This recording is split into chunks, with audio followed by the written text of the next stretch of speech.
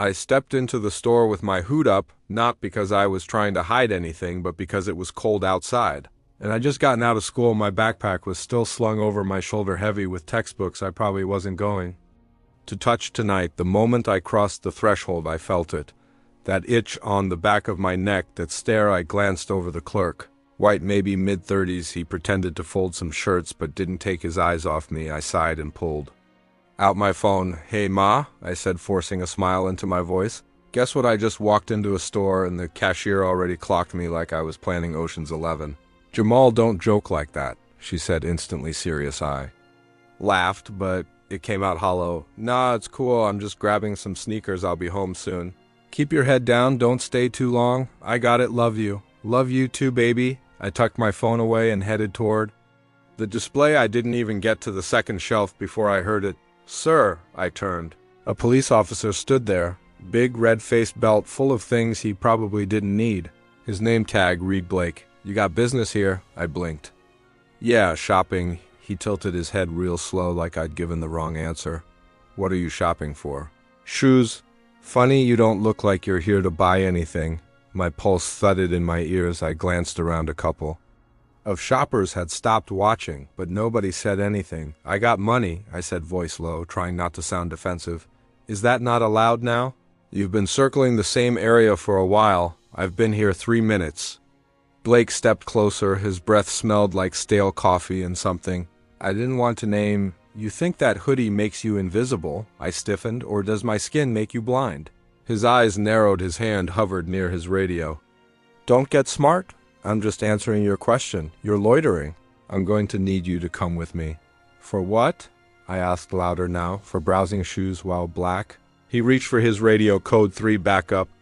Requested at store C6. More people turned phones, started to lift. Someone whispered, "Is he really getting arrested?" The clerk stepped forward. "Officer, he hasn't." Blake cut him off with a look. "You reported suspicious behavior." "Right." The clerk hesitated. I just said he looked out of place." I laughed, short and bitter. "Out of place in a mall after school with a backpack? Wow." "Don't raise your voice," Blake snapped. I looked him dead in the eye. "Don't." "Raise your hand." He froze just for a second, but I saw it. The crack in his confidence. "I'm calling my mom," I said. "And my lawyer." "You resisting?" "I'm existing." The silence in the store was thick enough to choke on no. One moved, no one helped. "I'm not going anywhere unless you've got something real to charge me with." I said. My knees shook, but my voice didn't. Blake looked around. Too many witnesses now. Too many phones. He leaned in close. "Watch yourself." I didn't flinch. I always have to. He backed off, muttering something into his radio. "Stand down." I exhaled, slow and hard. My hands were fists. My heart was a drumline. The clerk wouldn't meet my eyes. I turned and walked out of the store. Head-high rage burning just beneath my skin, and still I heard someone whisper behind me. "It's always the same story." "Yeah, and I'm tired of being the headline asterisk." "Hands where I can see them," Officer Blake's voice thundered through the store. Like a gunshot, my arm shot up. Before I could think, I froze. My palms open, trembling. My throat burned like I'd swallowed fire. People stared, phones pointed, eyes widened. "I didn't steal anything," I said, breathless, barely a whisper at first. "I didn't take a damn thing," my voice cracked. But I held his gaze. I had to. Blake moved closer, one hand hovering near his holster. "Then why you so nervous?" "Huh, because I've seen how this ends." "I'm not nervous," I lied. "I'm scared." A ripple passed through the crowd. A little girl tugged at her mother's sleeve near the makeup aisle. "Mommy!" "Why are they yelling at him? He didn't do anything." Her voice hit harder than Blake's from behind me. I heard heavy footsteps. Another cop, Officer Rivera. His eyes darted between me and Blake like he didn't sign up for this mess. Rivera asked quietly, "What's the situation?" He was loitering, Blake snapped, acting suspicious. "I wasn't loitering," I cut in. Louder now. "I was browsing cologne. You want to sniff my sleeves?" Blake flinched. Maybe from my tone, maybe from the truth. The store manager, a short, pale man in a blue vest, shuffled over nervously. He leaned toward Rivera, voice low, but I heard. I saw the cameras. He didn't do anything." My spine stiffened. Rivera's jaw tensed. He looked at me, then at Blake. "You hear that?" I said to Rivera, not blinking. "The manager said I didn't do anything, so why the hell are we still here?" Blake turned. nostrils flaring. Watch your tone. My arms still hung in the air. They ached now, muscles twitching. My tone, my arms are in the air. I haven't moved. I haven't stolen. I haven't lied. What more do you want? You people always think you're the victim. Blake snapped. You people, the words sliced through me like razors. You mean black? I said. Quietly. Just say it. You mean I look like trouble, like a headline, like a hashtag? A silence spread like oil in the room. A teenager nearby lifted his phone camera lens, blinking red. Don't film? Blake barked. The kid didn't lower it. Go ahead, I said, still staring at Blake. Let everyone see what happens when a black boy wears a hoodie and wants to smell nice. Rivera shifted uncomfortably. Maybe we should take a step back, Blake interrupted. Protocol says. Protocol says what? I snapped. Scare him into silence. Humiliate him until he's just another scared name on your clipboard.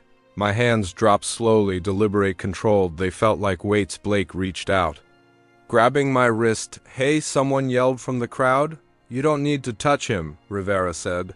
The manager stepped forward now, braver. Officers. Really, I watched him the whole time. He didn't steal. There was no loitering. He didn't even raise his voice until now. Blake glared at him. You running this store or running your mouth? Rivera looked disgusted now. Enough for a second. No one breathed. I looked at Rivera. You're just gonna stand there and watch this happen. He blinked, looked at Blake, then at the camera phones, and finally at me. You're right, he said. Let go of his wrist. Blake's hand dropped. I stepped back. You think because I'm black I'm a threat, I said. Eyes locked on Blake. But your fear isn't my fault. He didn't respond. He didn't have to. I felt my pulse in my ears, felt my shame. My anger, my disbelief swell inside my chest like smoke with nowhere to go. Someone in the crowd clapped once, then another and another. I turned slowly, walking toward the exit. I didn't run, I didn't flinch, I didn't smile either, but I saw Blake's face, red, furious, exposed, and I knew, even if nothing changed today, I had forced him to see me, not a hoodie, not a threat me.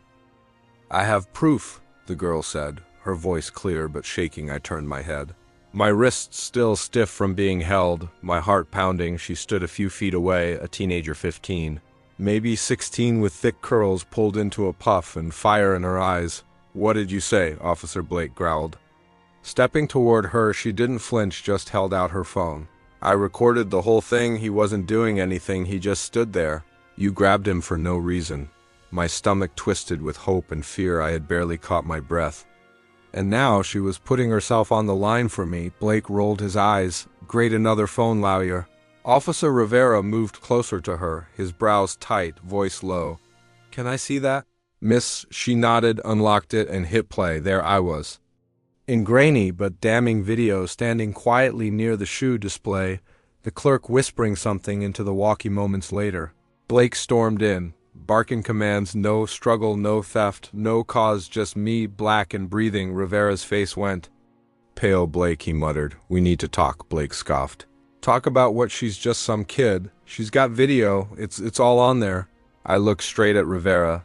You saw it, so now what, you gotta do something or just let it slide like they always do? He didn't answer, just stood frozen.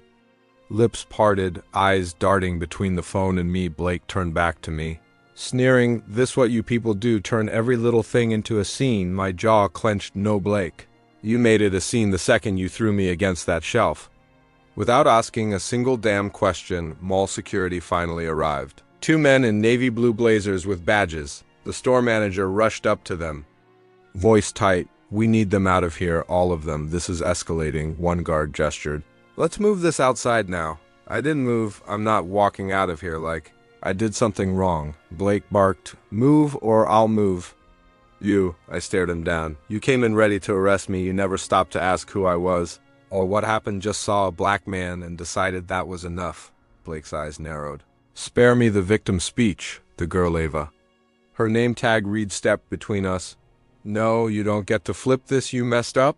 And now you want to make him the problem. Back off. Kid, Blake growled. Ava didn't move. You don't scare me. My dad tells me to record everything. 'Cause of people like you. There was silence, thick, burning silence. Then Rivera finally spoke. Blake, she's right. Blake turned, like he didn't believe what he was hearing. What did you say? Rivera rubbed the back of his neck. His voice strained. We messed up. My chest tightened. I waited, God, I waited for those words, but they didn't heal anything, just made the wait sharper. Blake muttered something under his breath and stormed out the store. Mall security turned to me. Sir, you're free to go. We're deeply sorry. For this, I didn't respond. My throat felt like sandpaper. Ava stepped beside me. You okay? I looked at her, really looked her courage. Her anger, her truth. Thanks, I whispered, for seeing me when they didn't. She shrugged. I just did what was right. I nodded. Then said quietly, that's what makes it rare, as I walked out of the store. The air hit different. The crowd had thinned. No one cheered. No one clapped. But I was walking out on my own terms, and for today that was enough. Asterisk. The precinct smelled like burnt coffee and stale duty. My palms were still sweating as I waited outside the Internal Affairs office. Heart pounding like it had its own siren. Rivera, the IA officer called. Stepping out, you're up? I walked in slow. Like every step might collapse under the weight of what I was about to say. Blake stood by the wall, arms folded, jaw tight. He wouldn't look at me. Good. The IA officer gestured to a chair. Start from the beginning. I sat. Voice steady but low. We responded to a call at Crestview Mall. Suspected shoplifting. By whom? A black male standing near the back counter. No bag. No merchandise, just standing. I hated the echo of my own voice. The officer leaned forward. And what happened when you approached? I swallowed hard. Blake grabbed him. No warning, no questioning, just force, Blake snapped. You're really doing this. I turned to him. You think I'm the one who betrayed you? You betrayed. The badge, his nostrils flared. I was doing my job. No, I said. Louder now. You were doing your version of justice. One that starts with guilt and ends in bruises. Aya, cut in. Officer Blake, you'll have your turn. He muttered under his breath, but fell quiet. They pressed play on a recording. Jamal's voice came through, broken and soft. I thought I was going to die in a store. I kept thinking, this is how it ends. Not even a protest, not even a word, just silence and cuffs. My throat tightened around the room. Heads dropped. No one looked at each other. Another voice came on. The girl, Ava. They didn't even ask him anything. He just stood there. That cop looked like he hated him before he said a word. When the audio ended, the room felt frozen in time. The IA officer looked at me again. Do you believe this was appropriate use of force? I couldn't lie, not after that voice. No, it wasn't policing, it was profiling. A long breath left the room. Blake stood, rage etched into every inch of his face. You let a thug ruin my career. I looked him dead in the eye. No, you did. The Internal Affairs officer spoke quietly but firmly. Officer Blake, you are suspended pending full investigation. Turn in your badge and weapon. He slammed the table so hard I flinched. You people always take their side? I stood too. Their side? You mean the side that bleeds when you get nervous? He stormed out. I didn't move. My legs shook under me, but I stayed upright for Jamal, for every voice that was never recorded outside the room. The squad was quiet. No nods, no stares, just that heavy silence, and for once I didn't care. Asterisk. The courthouse steps were flooded with reporters. Cameras flashing like lightning storms. I kept my head low, but inside I was shaking. Are you okay? Ava whispered, brushing my shoulder. I nodded. No, but I will be. Inside, the city council chamber was already packed. Murmurs bounced off the marble walls. I caught Blake sitting up front, arms folded, jaw tight. He didn't look nervous. He looked mad. Miss Jacobs leaned close. Let him talk first. Don't flinch. The crowd's already with us. The speaker banged the gavel. We'll begin with the statement from Officer Blake. Blake stood up slowly, fixing his tie like this was a job interview. I want to make one thing clear, he began. His voice smooth. What happened was a misunderstanding. I followed protocol. The young man was uncooperative. Uncooperative? I muttered under my breath. Ava squeezed my knee. Breathe. I feared for public safety, Blake continued. It's unfortunate how things appear out of context. That word, appear, made my chest burn. Like the video didn't show exactly what happened. Like my fear was staged. The speaker nodded to our table. Mr. Jamal. My legs felt like concrete still. I stood. I looked out at the sea of faces, some curious, some angry, all watching. I took a breath. I didn't come here today to beg for sympathy. I came here because I was nearly killed in a store for existing. A hush fell. I didn't resist. I didn't shout. I didn't run, but he saw my skin and drew conclusions faster than I could speak. I paused. You feared my presence more than your own lies, Blake scoffed loudly. This is exactly what I mean. I'm being painted as a villain for doing my job. Ms. Jacobs stood next to me. She held up a folder. Council members, I've reviewed Officer Blake's complaint record 6. Excessive force reports in 3 years, all against young black males. All dismissed for insufficient evidence. She flipped the page, and yet here we are again, with video, with sound, with trauma playing out in HD for the world. Blake? Shut up. This is cancel culture. No, Ava said from the back, her voice carried like thunder. This is accountability. The room stirred. Some nodded, a few clapped. Blake turned red in the face. I won't be crucified for defending the law. Miss Jacobs didn't blink. You weren't defending the law. You were defending your bias? A pause. The speaker looked between us. Anything further? I stared at Blake, then at the camera crews, then at Ava, her eyes glossy with tears. I want to live in a city where black kids don't have to survive a store visit, I said, where we don't have to turn our pain into proof just to be heard. Applause broke out, soft at first, then growing. I stepped away from the mic. My hands trembling, my heart pounding, but my head was high outside. The noise faded, but the echo of truth would linger. I sat on the couch, knees pulled to my chest, eyes locked on the TV screen. My face stared back at me, caught in still frames.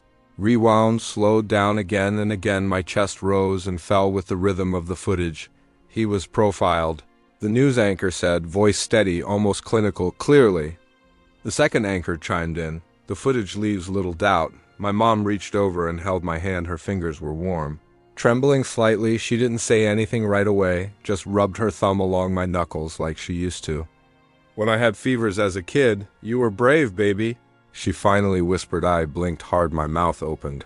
Then shut again. I wanted to say something back, but the words got stuck. The screen switched to a video of the city square, people holding signs, some shouting, some weeping, one woman into a mic. This ain't about just one kid. This is about all our sons and daughters. My hand tightened around Mom's. They see it now. I mumbled, they really see it. She nodded slowly. They do, and they're not looking away. The footage cut to a protest outside the mall, my battlefield. The crowd was thick, angry, full of purpose. A man raised a sign. My son wears hoodies too. A little boy beside him held another. Listen before you fear. I swallowed back, the heat crawling up my throat. My phone buzzed. A live stream invite. Ava. I tapped it with shaky fingers. Her face appeared, a little blurry from the movement, but her eyes were clear, strong behind her. The chants echoed. Jamal, she said, breathless. They're chanting your name. I could hear it. Yamal, Yamal. I shook my head. This isn't about me. She paused. It started with you, but it's for all of us. My voice cracked as I leaned closer to the camera. You filmed what my voice couldn't prove. I owe you for that. You don't owe me anything, she said softly. You just keep speaking. A tear slipped down my cheek, uninvited. It's not over until they know. We're not afraid anymore. Ava nodded. Then let's make them know. Woman's voice called out from the crowd behind her. Jamal, we got you.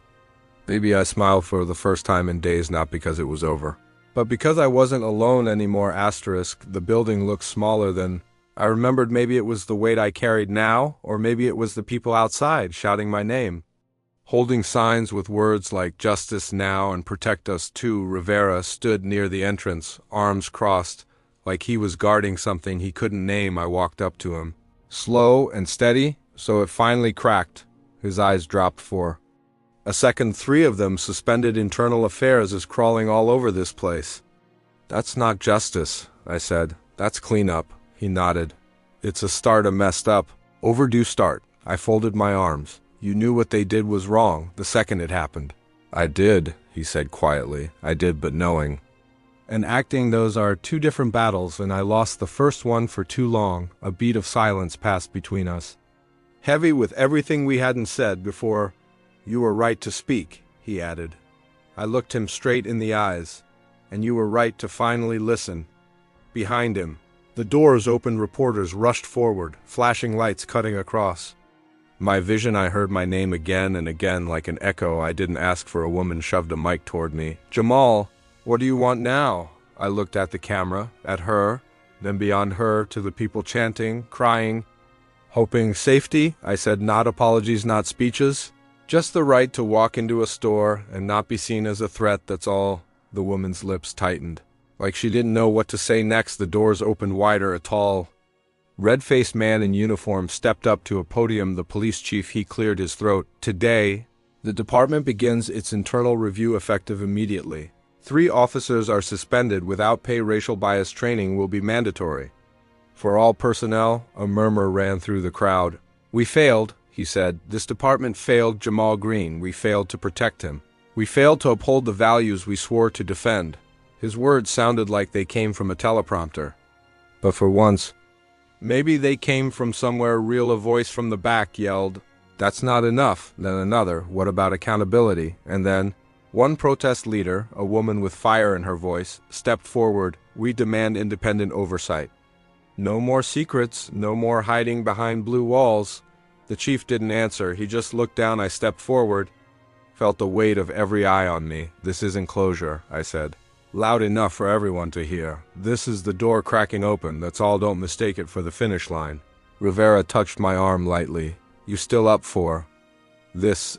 "I don't have the luxury to be tired," I whispered. "Do you?" He didn't answer, just stepped back as I approached the mic again. To the ones who said I was exaggerating, to the ones who stayed quiet when I screamed, you heard me now, but hearing isn't enough. I paused. My hoodie didn't threaten anyone. My skin didn't carry danger. Your fear did. The crowd erupted. Some cheered, others wept. A woman held up a sign that said, "My son wears hoodies too." I found her eyes in the crowd and nodded. Then I stepped down. Rivera caught up to me as I turned to leave. "What now?" he asked. I looked back at the station, then at the people outside, then at my own hands still trembling from all the noise. "Now," I said, "we make sure they never forget." This crack came from our voice, and for the first time since that day in the mall, I felt the wind shift in my favor, just a little, but enough. Asterisk. I stood behind the curtain, palms sweating, heartbeat punching through my chest. The auditorium was full, not just students, city officials, teachers, reporters' faces I'd once passed. Without a second glance, were now staring at the stage like it owed them something. Miss Jacobs leaned in. "You okay?" "No," I whispered, "but I'm ready." She gave me a nod and stepped back. The principal's voice echoed from the microphone. "Please welcome back to our school Jamal Turner." Applause, not polite, not hesitant, real. I stepped out, each foot heavier than the last, and took the mic. I never wanted to be a story. I just wanted to graduate, maybe get out of this town. Live quiet. The room hushed, not a cough, not a shuffle, just silence. But life doesn't ask what we want. It gives us truth, and truth doesn't care if it makes people uncomfortable. I spotted the principal near the front row. Tears glistened under her glasses when they slammed me on that sidewalk. When they threw words like threat and aggressive at me, they weren't scared of me. They were scared of what I represent. I paused. Scanning the crowd, I saw Blake, former Officer Blake, now standing in the shadows near the side exit. No badge, no apology. He didn't meet my eyes. They feared the mirror, not the reflection. But what it revealed, a country still running from itself. A stir in the audience, murmurs, but no one left. I was just a student, a son, a kid who stayed late to help with the science fair, but to them, I was a threat because my skin said so. Blake turned away. I continued, "You didn't see me then, but you see me now, and you can't look away." A pause, then applause again. Slow and building afterward, the principal pulled me into a quiet corner. "You showed the world what courage looks like," she said. "I'm sorry we didn't protect you. You didn't know how," I said, "but now you do." Her eyes filled again. "We're changing the curriculum, real history, real voices. That's a start," I said, "but kids need to feel safe walking to class." She nodded. "We'll get there." I stepped outside. A reporter rushed me. "Jamal, how does it feel being honored by the city?" I looked at the pin they'd just handed me. It shimmered in the sun, meaningless and shiny.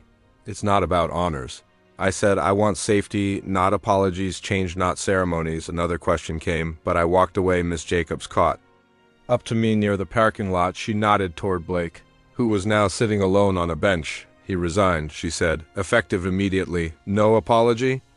I asked, already knowing the answer. "No eye contact either." She murmured, "But his silence proves everything." I stood there, staring at him from across the lot. "I don't need his words," I said. "I need him to sit with the silence." She touched my shoulder. "You gave them all a mirror." "Jamal, I did," I said, "and now they can't pretend not to see." We didn't say much after that. Just stood in the heat of a day that didn't feel quite so heavy. Anymore. For the first time, I wasn't carrying the weight alone.